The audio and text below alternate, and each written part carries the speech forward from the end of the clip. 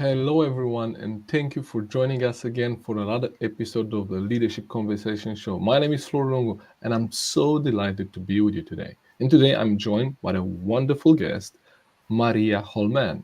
She is the head of HR operations at Zeekr Tech Europe, and we're so delighted to have her on the show. Welcome, Maria. Thank you so much. Great to be here. Well, it's our pleasure, and thank you for taking the time to speak with us and share maybe some of your learnings on the journey. So, for someone that doesn't know you or maybe doesn't know about Zeekr, just give us like a brief intro, if you like. Yes, I have been with the company for more than 10 years now, and I'm managing a team with HR specialists. I'm also the head of the company's crisis committee. We worked really hard, especially during COVID. And for those of you who doesn't know Zeekr, it's a global electric mobility brand, and we develop future mobility solutions. So a lot of innovations going on in our company.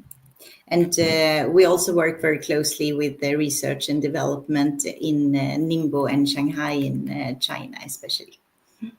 Yeah. So you're responsible for the Europe part, but you're part of a global organization. So probably you have some insights that you could share with us from working in that environment.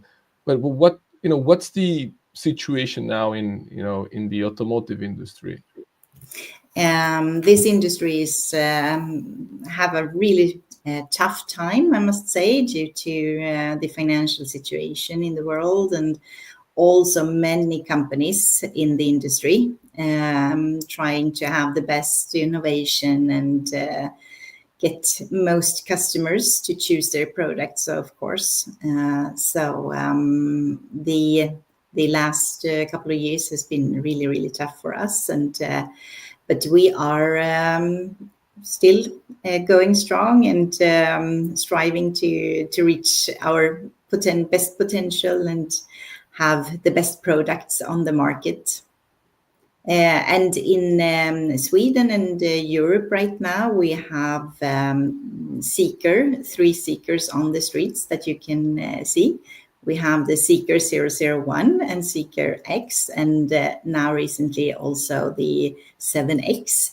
So really nice products coming to Europe. Yeah, they're beautiful colors. I Yes. can say that the design wise, they're really, really beautiful. And we know that you are part of the Geely group, so you probably share some technology with Volvo and Polestar and others. So really beautiful cars and really quality cars. So I'm excited about that, and I think you're touching a niche product, a market that will like those products. Now, when it comes to kind of your day-to-day work, what were some things you kind of learn? Like if you look back at your 10-year journey with the company and even your experience before, what would be some of the things that you learned on this journey? Well, for me, I think the new things for the past 10 years has been especially the rapid change and uncertainty that I haven't seen previously as much in my career.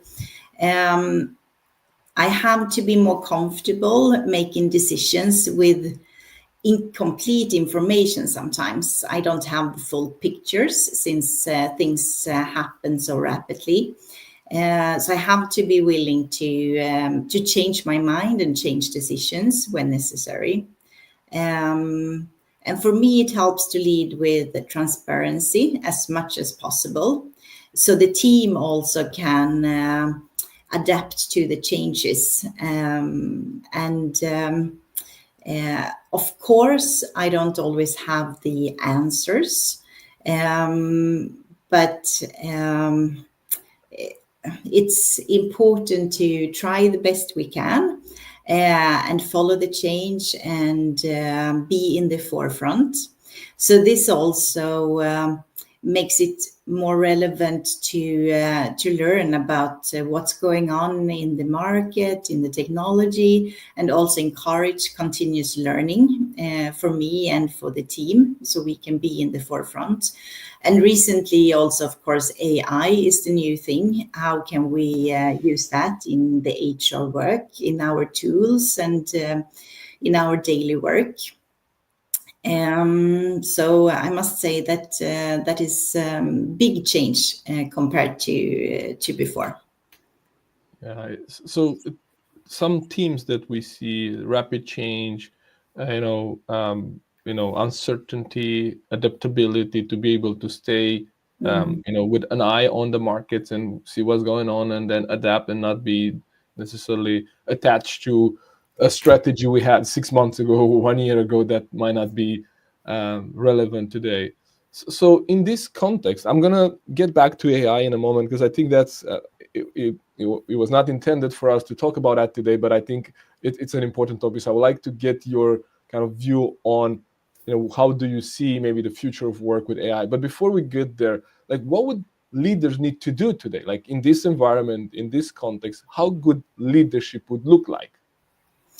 Well, I personally try to be as transparent as possible. And it's important to listen and learn from others, because you cannot be the professional and know everything, because the changes. So you have to be, feel safe, not always be the one that knows everything and be the expert in all the fields. You have to trust your team members in what they know and what they do. And I think it's important to really care for the people in your team, because it can be really tough in today's workplace, and also life can be tough for people. It can happen, not so good things in life as well. So be as supportive as possible as a manager. I think it's essential. And this is also not only in the lower levels in the organization. I think today you can see that we forget about managers higher up in the organization, that they are also individuals with their personal life and so on. So I think all through the organization, it's really important that you care about people and listen to people. And we know that if people feel that they are well supported, that will also drive innovation in the company, because then people are more willing to take calculated risk, and that will generate more ideas. Yeah, absolutely. So the role of the leader is more to be supporter of the team, to be there for the team, to be able to, I'll say, maximize the team potential, rather than having the answer, rather than just being the person that knows all of the things, and maybe that makes all decisions. And I think you're spot on. That's what I also see is needed. What I would say is needed is leaders to give us some hope, right? Because if we Yeah. look at the news, right, we can say, oh, this is the end of the world. I don't know if we're going to be around. Is the company going to be around? So I think in times like this, one important role that leaders have, especially hiring the organization, but even in your own like team, we need to be the ones that give some hope to people. That, as you were saying, Definitely. it's a tough market, it's a tough situation, but we're still going strong, and we still have a Yeah. vision, and we still have some goals that we want to achieve, and a purpose. So I think that's where we need to more or less counterbalance the, let's say, the string of negative news, if you like, that we are surrounded with. Definitely. And also, I think it's important to work with shorter prioritizations, because if you only put up goals for a calendar year or so, things will happen all the time and you need to change, and then it feels like we haven't done anything according to the plan. And if you work with shorter priorities, I think it's easier to feel that, oh, we really achieved something here, and we accomplished this that we really set our minds to.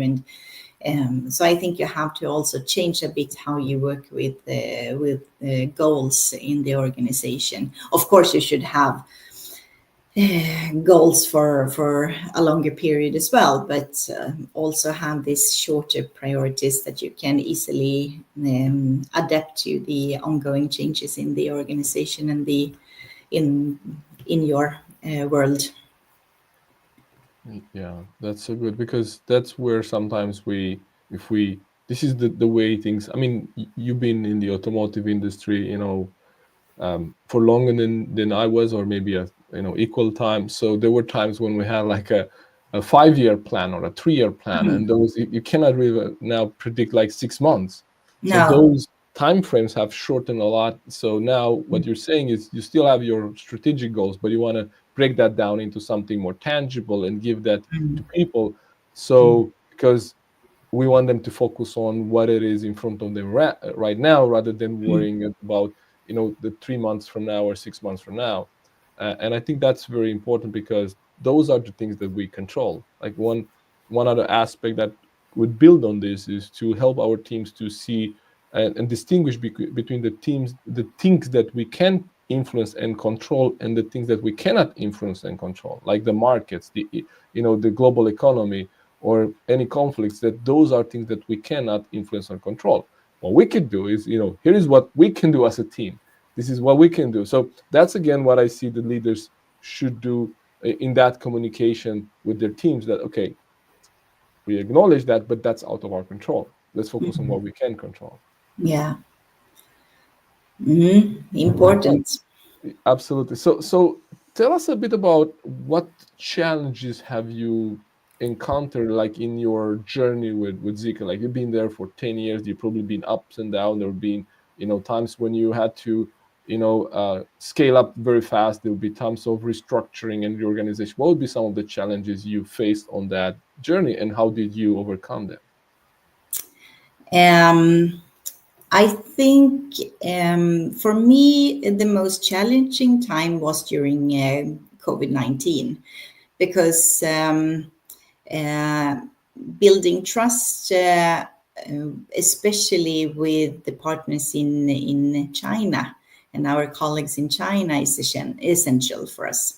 And I network a lot within the company and within the group, and externally as well. And this requires usually some face-to-face meeting to be very effective.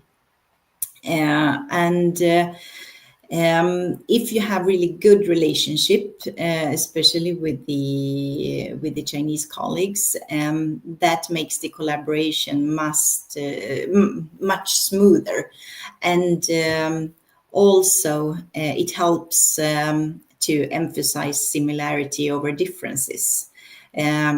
Cultural differences can be a bit of a challenge if you are thinking very differently, especially in the HR field. You can have very different thoughts of how to do things, and how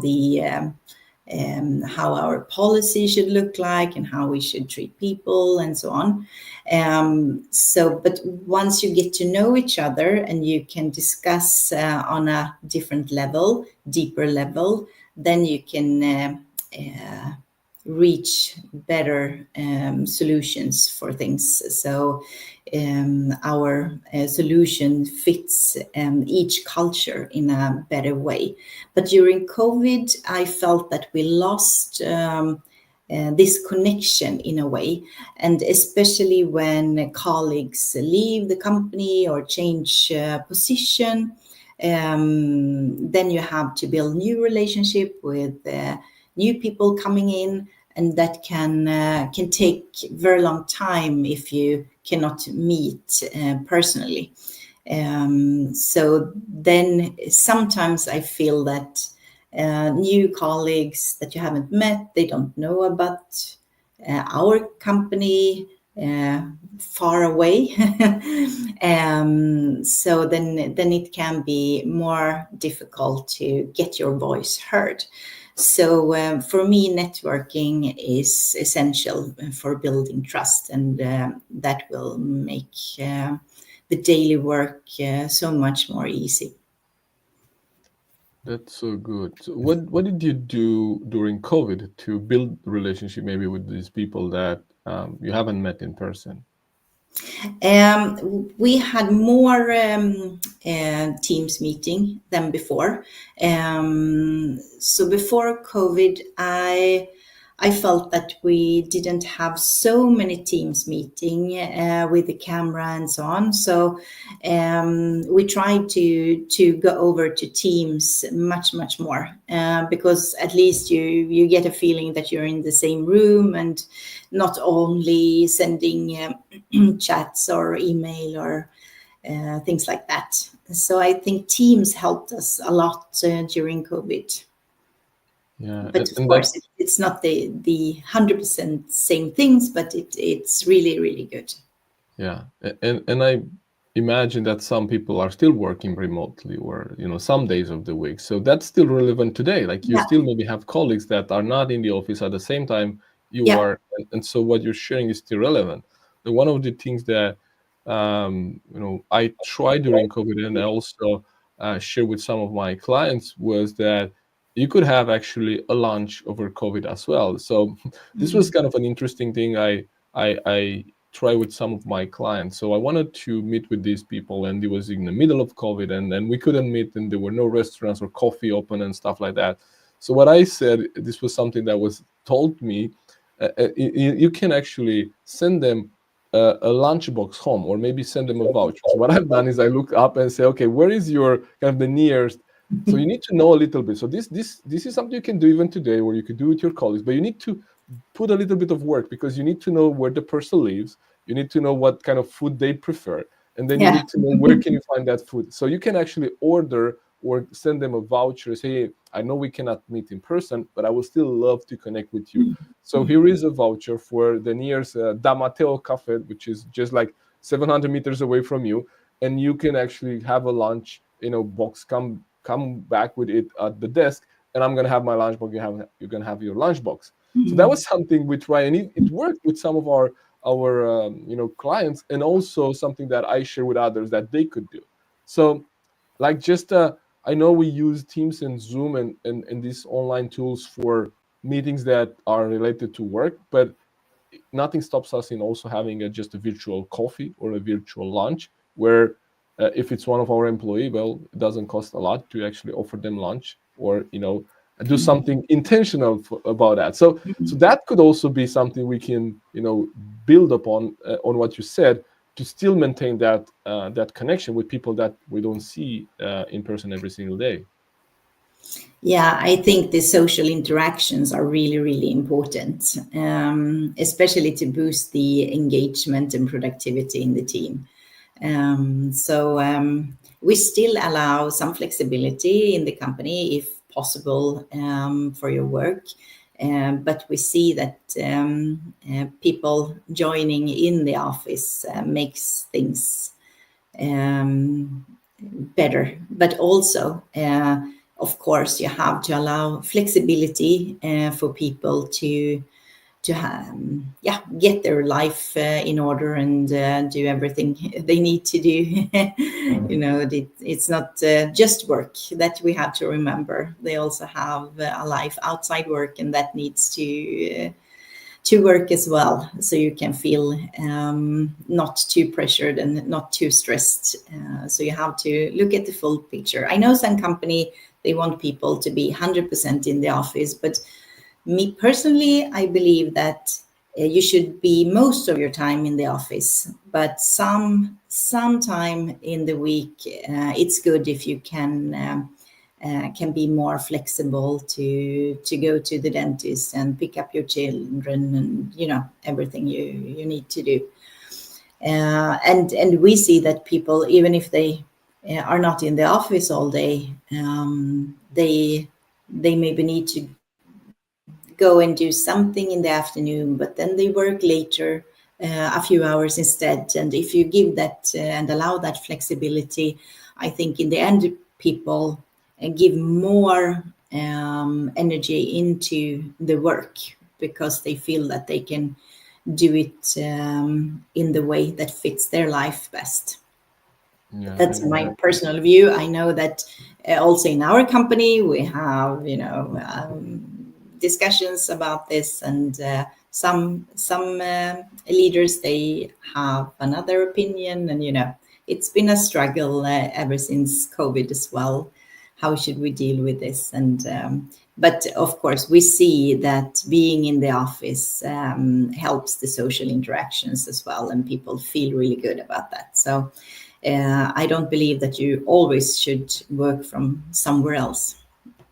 yeah, and one of the practices that we see, kind of the best practices in the field, would be that you have some office days. So, for example, I know some organizations, like even in maybe in your organization too, but in other organizations, they have some what we call to be core hours. So let's say you have flexibility, but you need Yeah. to be here between 9 and 3 because that's when we want to have the meeting. So we want you to be here during core hours, but you can start at 9 and at 6, or you could start at 7 and leave at 3. We don't really tell you when to come and leave. It's just that we want you to be available these core hours during one day. Now what we see happening is that you want to have what we call to be synchronous time in the office, meaning that you decide, maybe it's just Tuesday to Thursday. Okay, so you say 3 days a week. It's you should be in the office unless there is case by case situations. So that, because the challenge is that maybe when I'm in the office and I need to talk to you, you're not in the office because you take your Thursday and I work from home the Wednesday. So then we don't meet, even if there are people in the office at all times, but they are not the people you want to talk to. So what I see some organization doing that seems to be working is to have a mix of, okay, you have in office days. That's usually core of the week, like Tuesday to Thursday, and then the rest, you leave the choice for the people to choose where they want to work from on Monday and Friday, because there's also an aspect where not everyone has a really nice office at home. Maybe they don't have enough room for an office, and they would prefer to come to work because they have maybe 2 or 3 kids that they cannot work with the kids while kids are at home. So there is different setups. Like not everyone wants to work remotely, and not everyone wants to work in the office. But I think where this could actually enhance whatever we're doing is that if we can synchronize when people are in the office, because otherwise then, or maybe it could be this department is these days and this department is these days, if they have to share the same office place, for example. So I think there is so many ways we could do that, and it's just what fits the organization and the needs of the organization. Yes, I really agree with you. And for example, in my team, on the days where we have team meetings, people really make an effort to be in the office. So we together because it also it helps in many ways, and I think also people really feel that it's fun to meet everyone in the team, and you can see that everyone is more happy when you have everyone in the same room. So really get this nice team feeling. And I would also like to really give appreciation to my team members, because we have really much to do right now, many things on our plate. But I can see that everyone is helping out whenever needed, and are there for each other in a really, really good way. So I would like to give a big thanks to the team members to really make the best effort to make everything happen in the best way. Well, that's so good, and it sounds like you have a great team, and I really do. yeah, we're grateful to be able to give you this platform to do that. So if we think a bit about, because I know we're kind of scheduled for 25 minutes, that's already kind of done, because we both I'm like nice. to we both like to talk, and I think it was a really nice conversation. So now if we get back to AI a little bit, because I want to understand kind of where do you see, what the AI impact would be in your field? Like I'm conducting 100 interviews with different leaders in the Nordic organizations, trying to understand what do they see the impact of AI would be in their field and how they preparing for that. So now, just kind of where do you think that is? Like what are you preparing for? Are you preparing for? I'm not putting like words in your mouth, but are you preparing for an HR kind of work when you would have AI agents instead of people? Like I don't know, where is your thinking around AI? Right now, I think the easier HR questions, more about the policy questions and things like that. How many vacation days do I have? And the easier that is the same for everyone. That is, I see that AI is really helpful. That we have the like an HR bot, so you can just write questions and get an answer. You don't need to spend time in the team to do that. But when it comes to more, questions where people want to talk about feelings and what's happening in the teams and conflicts maybe and that sort of things. I still believe that AI is not there. I think HR people will be much relevant for a long time. But I do like AI. I like to have it in our tools and for data analytics and help us with a lot of time consuming and more boring tasks, if I may put it that way. And also when you write texts, maybe for job ads and all that sort of things, I really believe AI is so helpful. And then we can spend our time on things that will matter more for the organization. Yeah, that's so good. And I think that's exactly the use case for AI right now to free up some of our time so we can Yeah, focus more on people. And that's also where yeah, I see leaders should use it most. Like it's not to replace people for now, but it's to replace your work, but it's to how can you be more valuable to the organization with using AI? What would be some things that you could save some time on, and then how do you spend that time? Because that's also important. Many leaders I talk to, they say, "Well, Florin, I don't have the time to sit with my team one on one. So perhaps now you could do something with AI, so you have more time to sit with your team." yeah, That, yeah. that's what I think AI brings, at this moment. So let's kind of try to wrap this up. One question we like to ask our guests is like, what was the best advice or leadership advice you got, and how did that help you? If you think back, like what was a good advice and one of the best that you got, and how did that help you? I think that was that I should listen to understand more, not to reply. I'm a person that really like to solve issues and problems and can go very fast into problem solving mode, but more focus on the person who talks and trying to grasp their perspective and not so much uh,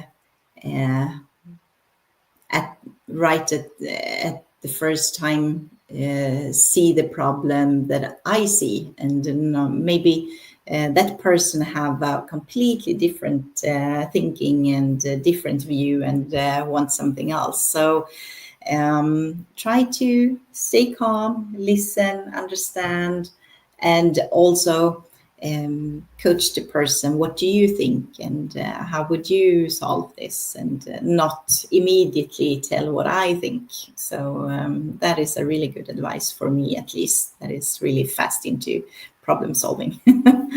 Yeah, and that's so valuable because so many times we just listen to reply and we think we know, and not everyone needs to be fixed, right? So they come to us with a challenge, and then if we get that was me, a few years ago, that was kind of my, oh no, this is what you do, you fix it. Well, but they don't own that solution. So approaching it in a way, okay, so giving more context, what makes you ask that question, and listening to understand, and then, as you say, maybe put a question or two back to them to see how would you go about this, what would you do here. And that's more or less kind of the coaching skills that we Mm. teach leaders to use. So then the person owns the solution because it was their idea rather than Yeah. me or you telling them what to do. Yeah. All right, thank you so much. That was so helpful. Like, what are you excited about? Like, what's coming next for you? Is there something you're excited about, personally or professionally? Well, right now, I think I'm most excited about how well the team performs, and that I see that we will have a lot to do until vacation time. But I also see that we will pause everything we do during vacation, so we will have the well-deserved weeks that we all need, and then come back recharged and have a great autumn. Well, thank you so much for taking the time. It sounds like you're very you have a great team. You're Yes. grateful for them. You have good connection, and so it speaks a lot about your values and your approach to leadership. So thank you so much, Maria, for taking the time to be with us today. I hope you also found it valuable, and we hope that our viewers got some ideas and some insights. And we look forward to see all of you on the next episode. Thank you so much. Thank you. It was Okay. our pleasure. All right. Take care. See you soon. Bye bye. Bye.